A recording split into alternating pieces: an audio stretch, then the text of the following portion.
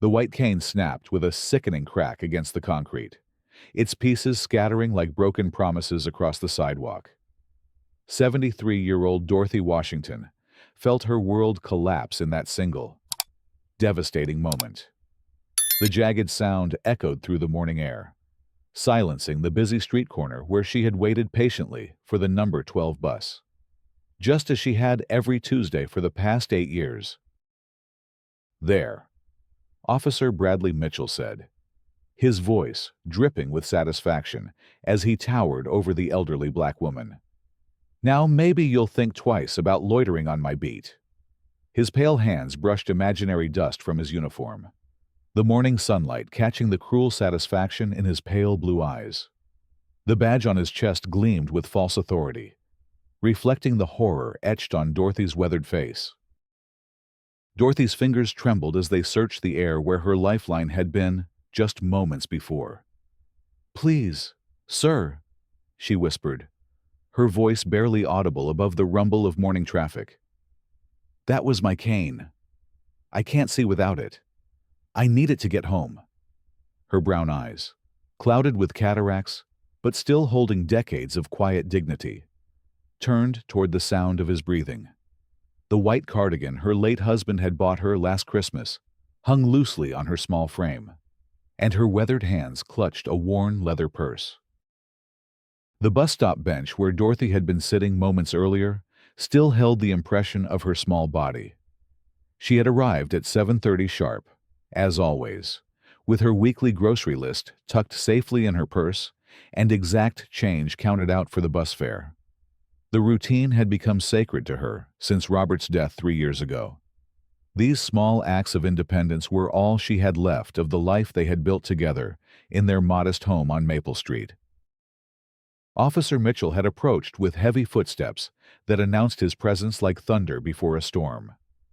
Dorothy had sensed his hostility immediately, the way the air seemed to thicken around him.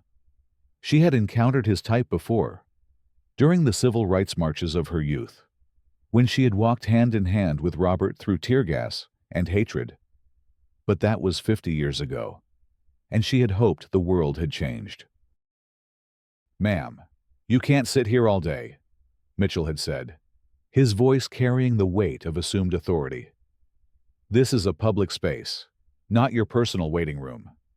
His words had been carefully chosen, designed to sound official while masking the deeper prejudice that motivated them.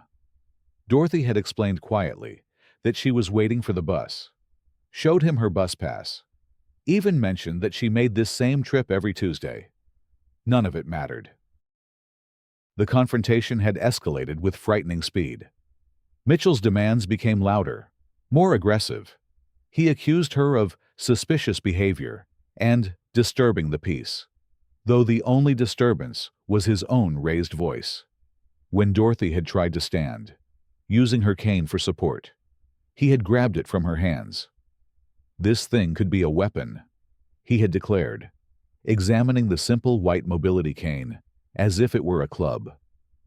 "How do I know you're not planning to assault someone with it?"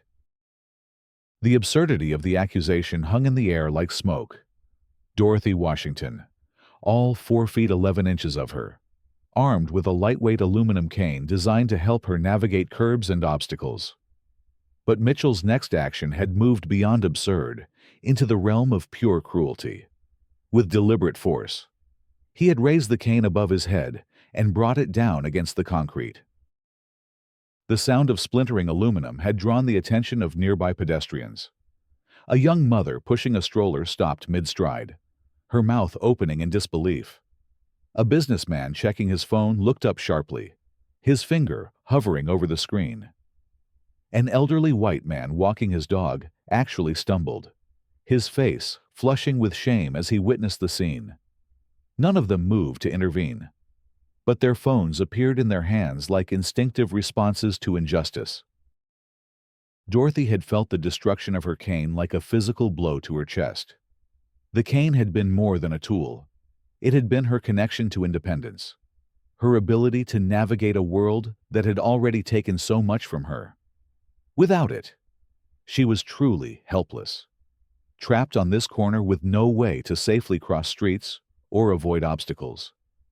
The tears that rolled down her cheeks were not just from the immediate humiliation, but from the profound loss of dignity. "Don't you cry now," Mitchell said, his voice taking on a mocking tone. "Should have thought about that before you decided to cause trouble."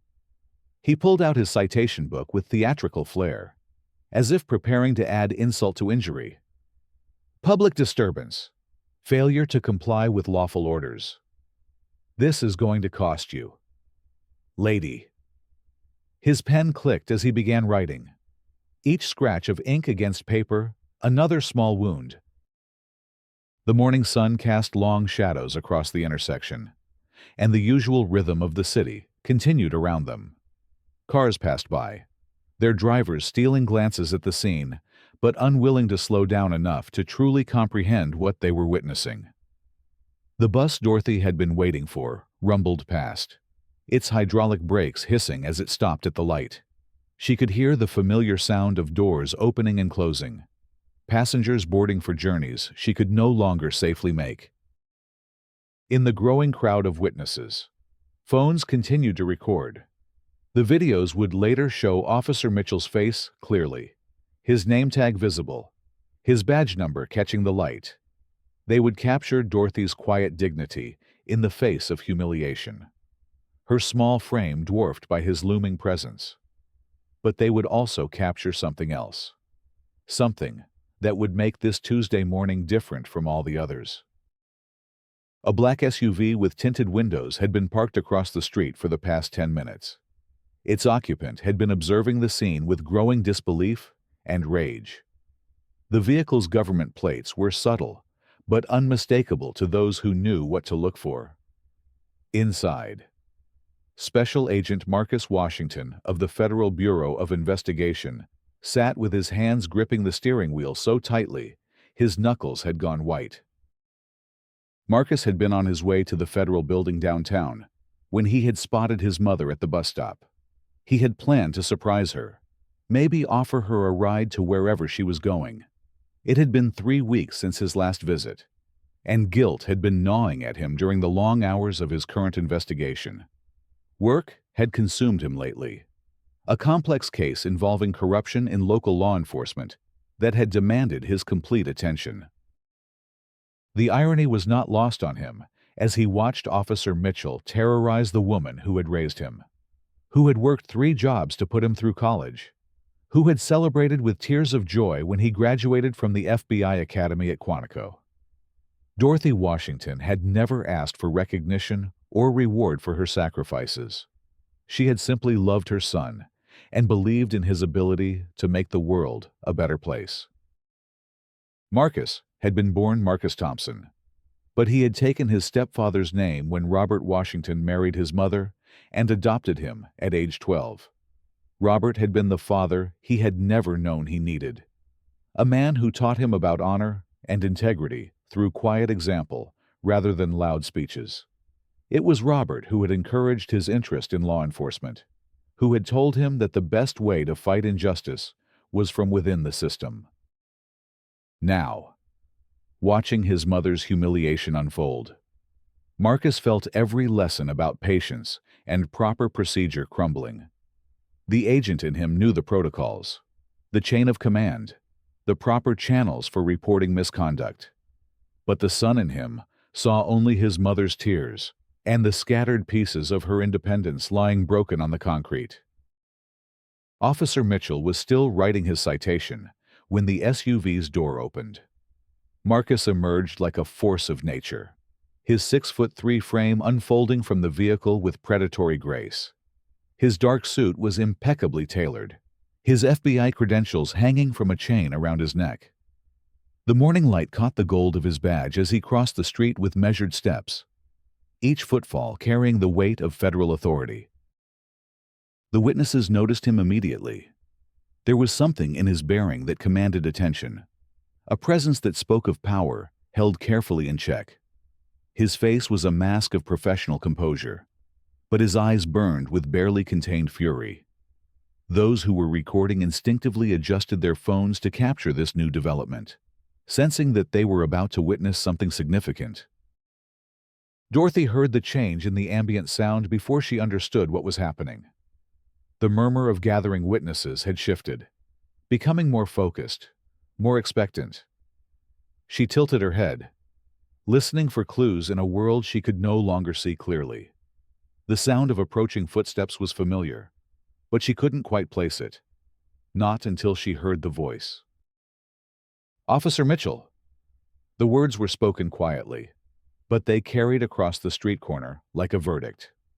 Marcus stopped 3 feet from the uniformed officer, close enough to read his name tag, far enough to maintain professional distance. His credentials were clearly visible, the FBI seal catching the morning light.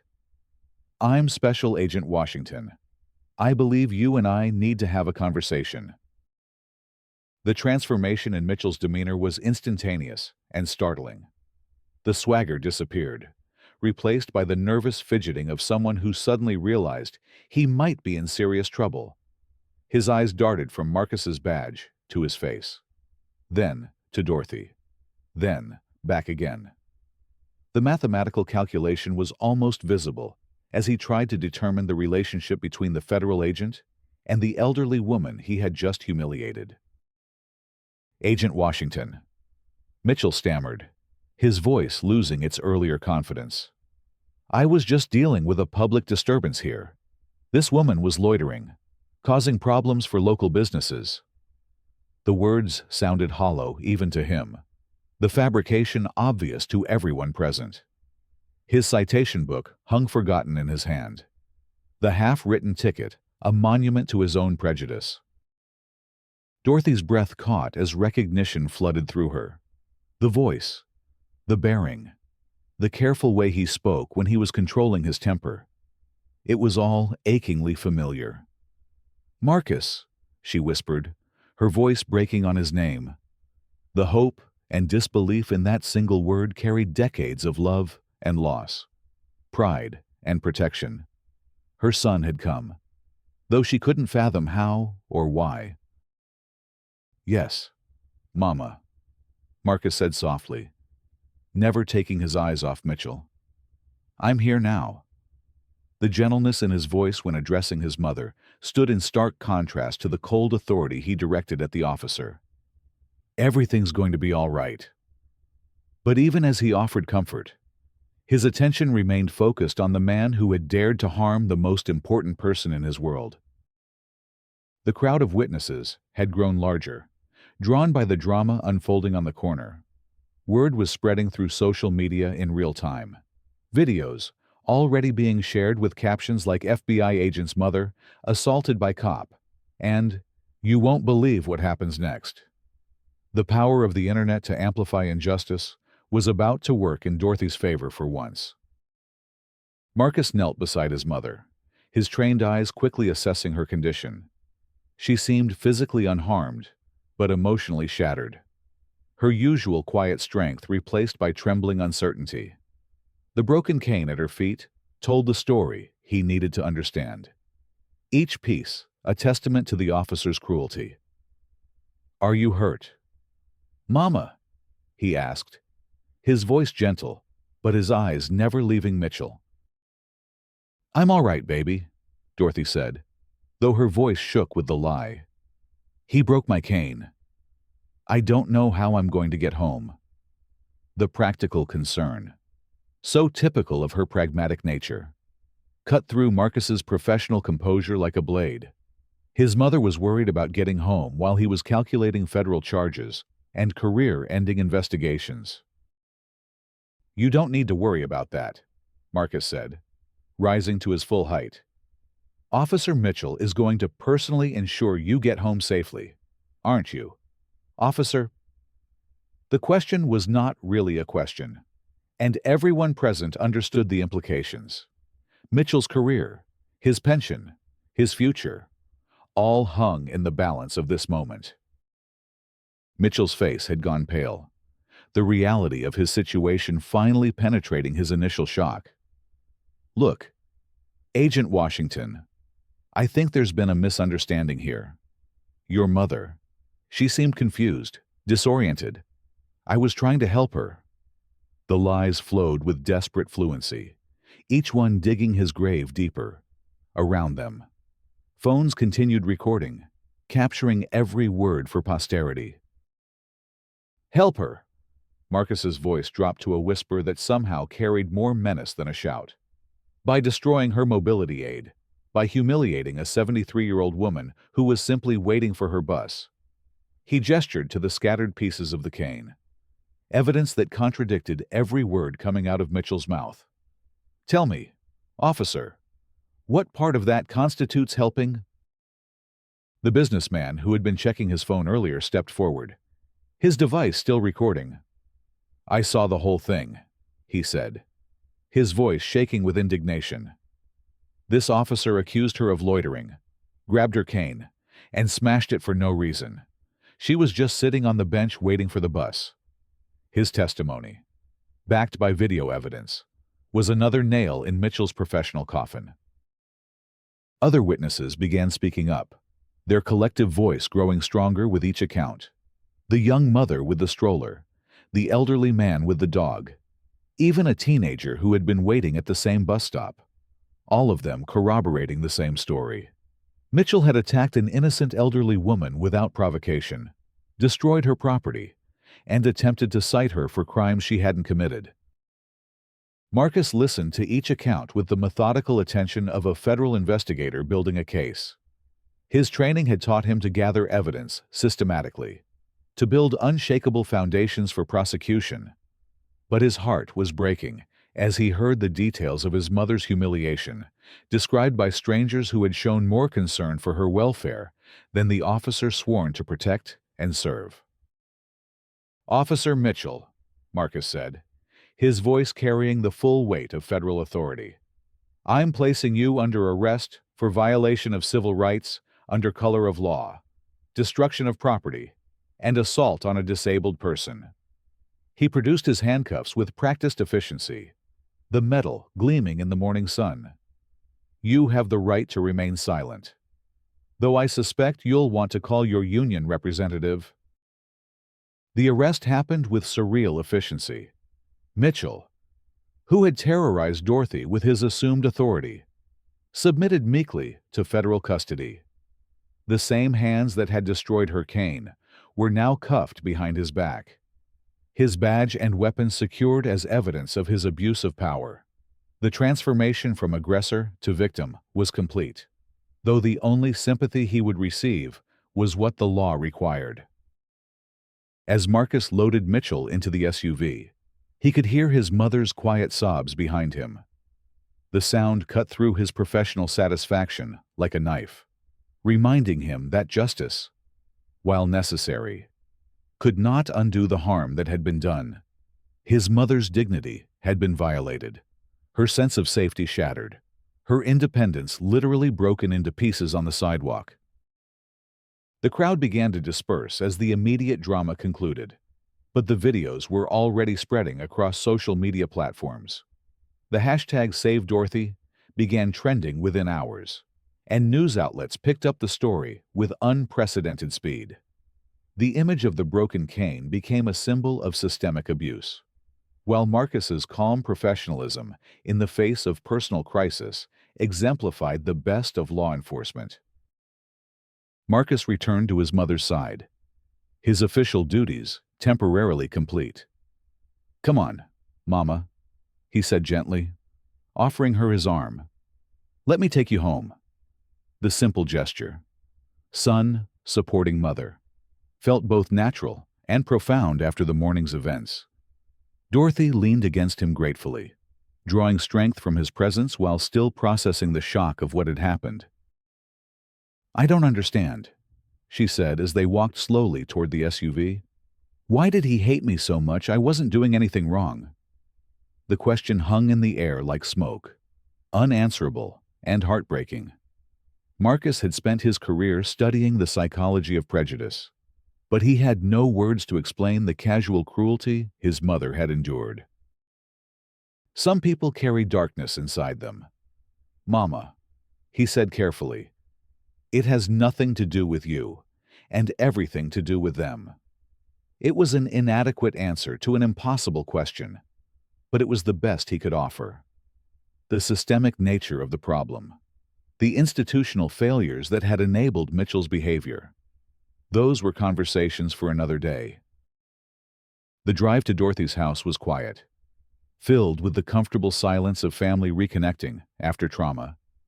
Marcus found himself studying his mother's profile, noting the new lines around her eyes, the way her shoulders seemed smaller than he remembered. The guilt he had been carrying about his infrequent visits intensified, mixed with rage at the officer who had dared to harm her. Dorothy's house stood exactly as Marcus remembered it, a small two-story with the garden Robert had planted still flourishing under her care. The porch swing where he had spent countless summer evenings listening to his parents' stories still hung from its chains, though it showed signs of disrepair. The American flag Robert had insisted on flying still fluttered from its pole, though it too needed replacing. Inside, the house felt both familiar and strange. Marcus realized how long it had been since he had truly spent time here. Not just quick visits between cases, but actual time to reconnect with the woman who had shaped his life. The photographs on the mantel told the story of their family, from his graduation pictures to Robert's military service. Each image a reminder of love and sacrifice. "I'll call Dr. Henderson about getting you a new cane," Marcus said, settling his mother into her favorite chair. "And I'll arrange for someone to drive you to your appointments until then." The practical arrangements felt inadequate, but they were concrete steps toward restoring her independence.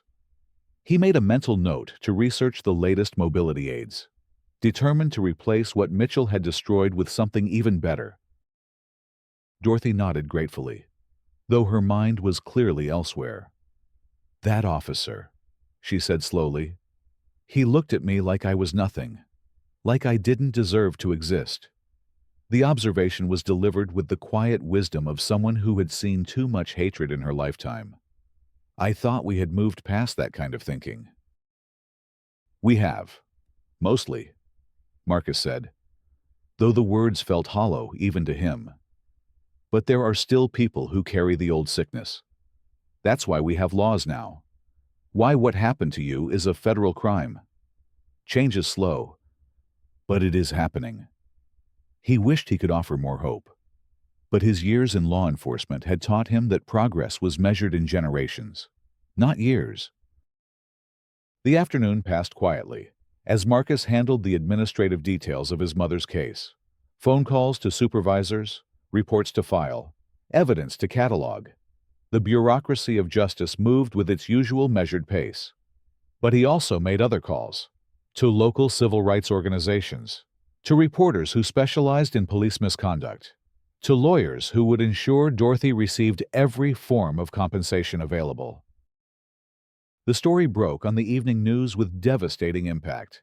The video of Mitchell destroying Dorothy's cane played repeatedly, each viewing making his actions seem more inexcusable. The contrast between his aggressive behavior toward an elderly woman and his meek submission to federal arrest became a symbol of the power differential that enabled such abuse. By the next morning, Mitchell had been suspended without pay, pending investigation. The police union's initial statement supporting him was withdrawn after the video evidence made his actions indefensible. City officials scrambled to distance themselves from the incident, promising comprehensive reforms to prevent similar occurrences. The mayor held a press conference apologizing personally to Dorothy and announcing a complete review of the department's training and oversight procedures. Marcus found himself thrust into the media spotlight, though he handled the attention with characteristic professionalism. His interviews focused on the broader issues of police accountability and civil rights protection, using his mother's case as an example of systemic problems that required systemic solutions. He spoke about the importance of federal oversight and the need for local communities to hold their officers accountable. The legal proceedings moved swiftly. Mitchell pled guilty to all charges in exchange for a reduced sentence, though he still faced significant prison time and the permanent loss of his law enforcement certification. The civil lawsuit that followed resulted in a substantial settlement for Dorothy, money that would ensure her comfort and security for the rest of her life. More importantly, it established legal precedent for protecting disabled individuals from police abuse. Dorothy handled her newfound fame with the same quiet dignity that had carried her through decades of challenges. She used media interviews to talk about the importance of treating all people with respect, regardless of age, race, or disability. Her gentle wisdom and lack of bitterness impressed everyone who met her, turning her into an unlikely symbol of grace under pressure. The new mobility cane Marcus arranged for her was a marvel of modern technology, equipped with GPS navigation and obstacle detection systems that would help her navigate the world with greater independence than ever before. But more importantly, the community response to her story had created a network of support that ensured she would never again face such challenges alone. Local businesses began displaying Dorothy's Corner signs, pledging to protect and assist disabled individuals in their establishments. The bus stop where the incident occurred was renamed in her honor, complete with enhanced accessibility features and dedicated seating for elderly and disabled passengers. The City Council passed the Dorothy Washington Act, requiring additional training for officers who interact with vulnerable populations. Marcus made a point of visiting his mother more frequently. Their relationship deepened by the shared trauma and its aftermath. They would sit on the porch swing in the evenings, talking about Robert's memory and the changes happening in their community. Sometimes they would discuss the case, the legal proceedings, the media attention. But more often, they simply enjoyed each other's company. "I'm proud of you, baby," Dorothy said one evening as they watched the sunset paint the sky in shades of orange and pink. "Not just for what you did that day, but for who you've become. Your daddy would be proud too." The words carried the weight of a lifetime's love and sacrifice. A mother's recognition of her son's journey from boy to man, to protector of justice. Marcus felt the familiar tightness in his chest that came whenever she mentioned Robert. "I learned from the best," he said simply. "Both of you taught me that standing up for what's right isn't always easy, but it's always necessary."